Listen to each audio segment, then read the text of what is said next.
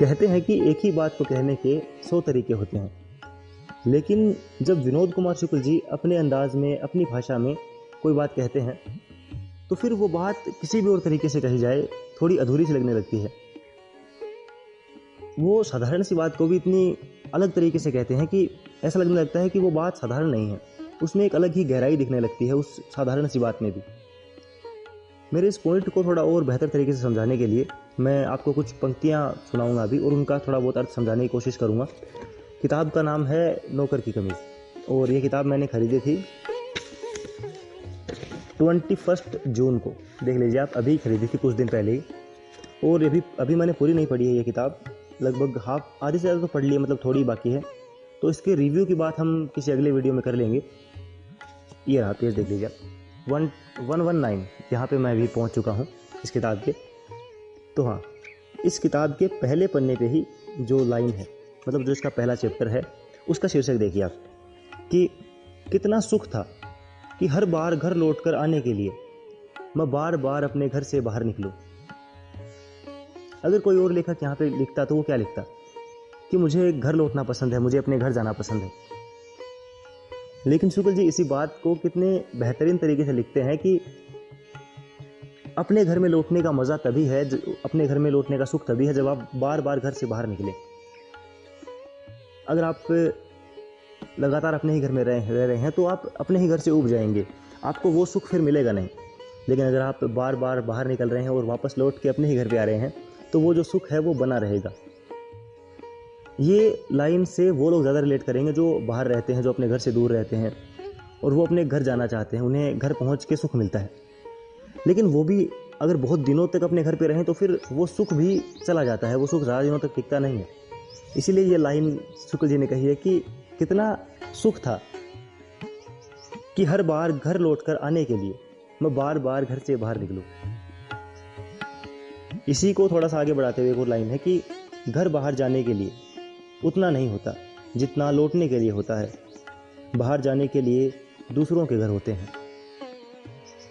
लौटने के लिए खुद का घर ज़रूरी होता है, चाहे किराए का एक कमरा हो या एक कमरे में कई किराएदार हो।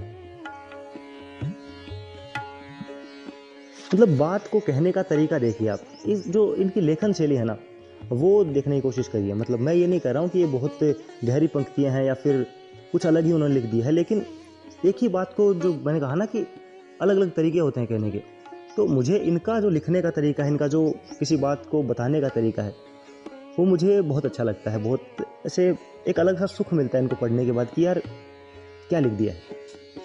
5 मिनट के लिए बाहर जाना मतलब 5 मिनट तक घर के दृश्य पर पर्दा पड़ जाना। अगर कोई और यहाँ पे लिखता तो क्या लिखता कि मैं 5 मिनट के लिए घर से बाहर गया।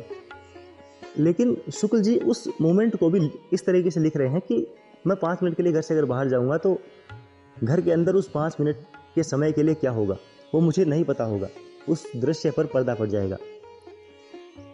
मतलब कहने का यह है कि हम हर इंसान की एक सीमा होती है कि वो अपनी अनुपस्थिति में किसी जगह पे क्या हो रहा है वो उसे कभी पता नहीं लग सकता। मतलब कि अगर हम अपने घर से बाहर जाते हैं तो घर के अंदर क्या हो रहा है हमें नहीं पता, हमारी अनुपस्थिति में क्या बातें होती हैं, क्या होता है हमें नहीं पता है वो चीज़। हाँ, अभी तो फिर भी टेक्नोलॉजीज़ आ गई हैं तो वो अलग बात है, लेकिन ये उस समय की बात है जब ये सब नहीं था। तो हाँ, इसके बाद एक और पंक्ति है, हाथ में एक खाली माचिस की डिब्बी भी हो तो उसका भी वज़न होता है, लेकिन हाथ का कोई वज़न नहीं होता। वज़न तब होता है जब बायां हाथ काट के दाहिने हाथ में उठाया जाए। ये लेखन शैली देखिए आप, मतलब मैं ऐसा नहीं है कि ये कुछ मैं इन पंक्तियों को आपको समझाने वाला हूँ या फिर कुछ ऐसा बात, मैं तो बस इनकी लेखन शैली की बात कर रहा हूँ कि यार कितना खूबसूरत ये लिखते हैं। लिखने का तरीका देखिए आप। एक और पंक्ति है, दफ्तर के साहब के लिए महंगू कितना भी ईमानदार हो पर 100 रुपए के लिए उसकी नीयत डोल सकती है, यानी 99 रुपए तक वह भी ईमानदार है। हैसियत के अनुसार नीयत डोलने की सीमा निर्धारित होती है। ये पंक्ति आप एक बार फिर से मतलब सोचिए आप इसके बारे में कि हम हमेशा ना 2 हिस्सों में बांट देते हैं लोगों को कि कुछ लोग ईमानदार होते हैं, कुछ लोग बेईमान होते हैं। लेकिन शुक्ल जी कहते हैं कि कोई भी इंसान ना तो ईमानदार है पूरी तरह और ना ही वो पूरी तरह बेईमान है। हर इंसान की एक कीमत हो सकती है, और वो कीमत उसकी नीयत से ज़्यादा उसकी परिस्थितियों में निर्भर करती है। उसकी जो सिचुएशन है उस समय की, वो उस पर ज़्यादा निर्भर करती है। मतलब कितनी असहज कर देने वाली बात है कि ये सिर्फ एक लाइन है, कि ये जो ईमानदारी और बेईमानी की एक लाइन है, कुछ लोग इस लाइन के बहुत पहले खरीद लिए जाते हैं, कुछ लोग इस लाइन के अंत में जाके देखते हैं। अभी मैं सिर्फ पेज नंबर 13 पे पहुंचा हूँ, ये पूरी किताब अभी बाकी है। मतलब ये इसके शुरुआती पन्नों में ही इतनी खूबसूरत पंक्तियाँ आपको देखने को मिलेंगी कि ऐसा लगेगा कि यार कुछ अच्छा पढ़ रहा हूँ मैं। मतलब ऐसा आपको फील आज हो जाएगा, शुरुआती पन्नों में ही फील हो जाएगा। मेरी एक सीमा थी कि मेरी गैर हाजिरी में मेरा घर कैसा लगता होगा, ये मैं कभी नहीं देख सकता। इसीलिए जब कोई ये कहता कि आने वाले 20 वर्षों में ये देश बहुत खुशहाल होगा, तब मैं सोचता था कि खुशहाली 20 वर्षों में क्यों, 20 वर्षों के बाद भी खुशहाली होगी, ये कैसे कोई कह सकता है। खुशहाली अभी हो, इसी वक्त, मेरे देखते देखते। ये बात वैसे डायरेक्टली विनोद कुमार शुक्ल जी नहीं कह रहे हैं, वैसे लिखा हुआ तो उनका ही है, लेकिन ये एक किरदार है, संतू बाबू नाम है उसका, इस किताब का, जो कि मेन कैरेक्टर आप बोल सकते हैं। लेकिन वैसे तो इस किताब में कोई भी मेन कैरेक्टर है नहीं, सबका अपना अपना एक जगह है इस कहानी में। तो वैसा है, मतलब वो भी एक साधारण इंसान है और बाकी सब भी सिंपल कैरेक्टर्स हैं। तो वो ऐसे इस कहानी का जो संतू बाबू है, वो इस कहानी का नरेटर है, मतलब वो सुनाता है कि आगे क्या होगा क्या नहीं होगा, वो सब चीज़ें। तो ये बात जो है ना, वो संतू बाबू कह रहा है कि 20 वर्षों में, आने वाले 20 वर्षों में खुशहाली क्यों हो।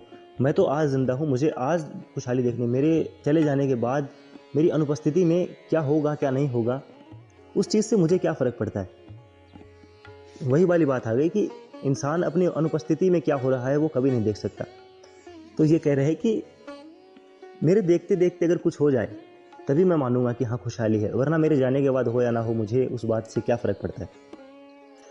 ये कुछ और पंक्तियाँ देखिए आप, संतू बाबू कह रहे हैं ये कि तुम्हें अपना काम ठीक करना है, दुनिया का काम अपने आप ठीक चलता है, जैसे चलता है चलने दो। उतनी ही आग और लकड़ी इकट्ठा करो जितनी खाना बनाने के लिए ज़रूरत है। दुनिया में आग लगाने की माचिस 7 समंदर नीचे है और वह भीग कर सैकड़ों वर्ष पहले खराब हो चुकी है।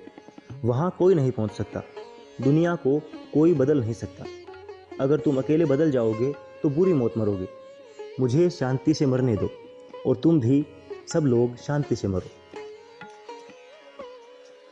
मतलब कितनी गहरी पंक्ति कही गई है यहाँ पे। साधारण सी बातें करते हुए शुक्ल जी अचानक से इतनी गहरी बात कह देते हैं, और वो भी एक कन्वर्सेशन में, मतलब कि एक कहानी चल रही है और उसमें ये इतनी गहरी बात उन्होंने कह दी कि दुनिया को कोई बदल नहीं सकता है, और अगर तुम खुद को बदलने का प्रयास करोगे तो तुम बुरी मौत मरोगे। हालांकि मरना तय है, लेकिन वो मौत थोड़ी शांतिनुमा होगी। अगर आप विरोध नहीं करोगे, अगर आप अकेले बदलने नहीं जाओगे तो आप मरोगे, लेकिन वो थोड़ा शांति से मरोगे, बुरी मौत नहीं मरोगे। और ये बात जो है वो संतू बाबू कह रहा है। मतलब कि ये ज़रूरी नहीं है कि ये जो लाइन है वो हमारे समाज में फिट बैठे, लेकिन ये जो इस कहानी का जो ये जो पात्र है उसके जीवन के लिए, उसकी जो सिचुएशंस है उसके हिसाब से ये जो लाइन है ये बहुत परफेक्टली फिट होती है यहाँ पे। इसीलिए शुक्ल जी ने यहाँ पे ये पंक्तियाँ लिखी है। मैं एक ऐसे नाप का गिलास बन गया था कि थोड़ी सी तकलीफ में भी दुख से भर जाता था, और ज़्यादा तकलीफ में भी यही होता। मतलब शुक्ल जी यहाँ पे क्या कह रहे हैं कि एक छोटा सा गिलास है जिसमें कि जितना दुख आ सकता है, मतलब कि थोड़ी सी तकलीफ और थोड़ा सा दुख उसमें आ सकता है, वो उतना उसमें आ गया तो मैं तो पूरा तकलीफ और दुख से भर गया। अब उसके बाद उसमें कितनी भी तकलीफ या दुख आए वो गिलास उतना ही भरा हुआ रहेगा। मतलब कितना खूबसूरत ये बिंब दिया गया है इस चीज़ को समझाने के लिए। बहुत से लोग दुख सहने का अभ्यास बचपन से करते हैं, इसके अभ्यास के लिए मैदान की ज़रूरत नहीं होती। यार ये परेशान कर रही है, आवाज़ रिकॉर्ड नहीं हुई। चलो तुम कर लो पहले भाई, तुम्हारा घर है ये, मैं तो यहाँ पे तुम्हारी जगह पे बैठा हूँ। हो गया, चलो ठीक है। ये पंक्ति देखिए आप, बहुत से लोग दुख सहने का अभ्यास बचपन से करते हैं, इसके अभ्यास के लिए मैदान की ज़रूरत नहीं होती। घर के किसी कोने में पड़े पड़े या दिन भर खटते पेट भरने की कोशिश में अभ्यास होता रहता है। जिंदा रहना और दुख सहना दोनों की शक्ल इतनी मिलती जुलती थी जैसे ऐसा लगता है जैसे वो जुड़वा हो।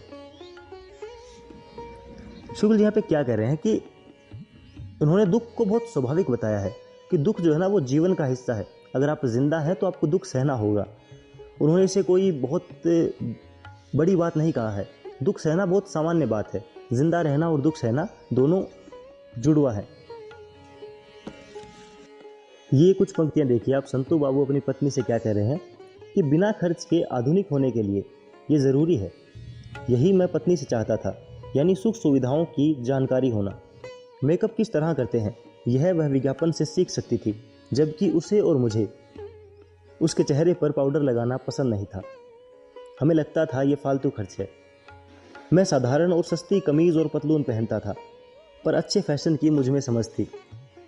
मतलब दोनों क्या बात कर रहे हैं कि हम वो चीज़ें अफोर्ड नहीं कर सकते हैं, लेकिन इस सोसाइटी में फिट होने के लिए हमें उनकी जानकारी होना ज़रूरी है। संतू बाबू यहाँ पर विज्ञापनों से, अखबारों से चीज़ों की जानकारी इकट्ठा करने का शौक़ रखते हैं कि बड़े लोग कैसे रहते हैं, फ्लाइट्स में बैठने से कैसा अनुभव होता है। ये डिफरेंट टाइप की चीज़ें जो वो अफोर्ड नहीं कर सकते हैं, वो सब चीज़ें। और वही बात वो अपनी पत्नी से कह रहे हैं कि तुम भी इनकी जानकारी रखा करो। हम खरीद नहीं सकते, लेकिन हम जानकारी रख सकते हैं। अभी फिर से देखो शुक्ल जी ने कितनी गहरी बात लिखी है कि जिंदगी के हर क्षण से 2500 लाल चींटियां चिपकी रहती है। शायद पसीना इसका कारण हो, लेकिन उनको सहने की आदत पड़ गई थी। जिस क्षण से चींटी अलग होती है, वो क्षण भी चींटी के साथ साथ मरकर नीचे गिर जाता है। यदि एक बारगी में कोई गर्दन काटने के लिए आए, तो जान बचाने के लिए जी जान से लड़ाई लड़ी जा सकती है। इसीलिए एकदम से गर्दन काटने कोई नहीं आता। पीढ़ियों से गर्दन धीरे धीरे कटती है, इसीलिए खास तकलीफ नहीं होती, और गरीबी इसकी पैदाइश रहती है।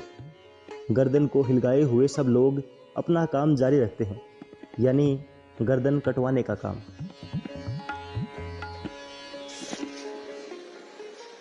अब ये पंक्तियां मुझे समझाने की ज़रूरत नहीं है, आप खुद ही समझ सकते हैं। एक बिजली का खंभा ज़रूर था उस जगह पे, लेकिन उसमें बल्ब नहीं था। जब भी इस खंभे पर 6 साल महीने में एक बार बल्ब लगाया जाता था, तो उस मोहल्ले के लड़के पत्थर से निशाना लगाकर उसी दिन या दूसरे दिन उस बल्ब को तोड़ देते थे। झोपड़ियों में बैठे बड़े बूढ़े लोग बल्ब में निशाना लगाते हुए लड़कों को देखते और उन्हें कुछ नहीं बोलते। कुछ औरतें आदमी उस उत्सुकता से और मज़े से देखते रहते कि किसका निशाना ठीक लगता है।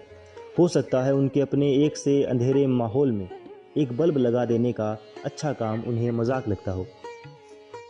मतलब कितनी गहरी यहाँ पे बात कही गई है कि कुछ लोग आदी हो जाते हैं उस गरीबी के, उस असुविधाओं के, कि उन्हें अगर कोई सुविधा मिल जाए तो वो उसे सहन नहीं कर पाते और उससे अस्त व्यस्त कर देते हैं। ये हमारे देश की भी सच्चाई है कि अगर गवर्नमेंट कुछ करना चाहती है तो कुछ लोग इतने नीच होते हैं कि वो उस चीज़ को ख़त्म कर देते हैं। आए दिन ऐसी घटनाएं सामने आती रहती हैं। मैं ज़्यादा इस पर बोलना नहीं चाहूँगा क्योंकि हमारा ये टॉपिक नहीं है। आई थिंक वीडियो काफ़ी लंबी हो गई होगी।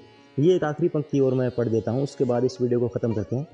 मैं बार बार घर से बाहर जाऊँगा और बार बार घर लौटूंगा, दिन में कई बार और रात में भी।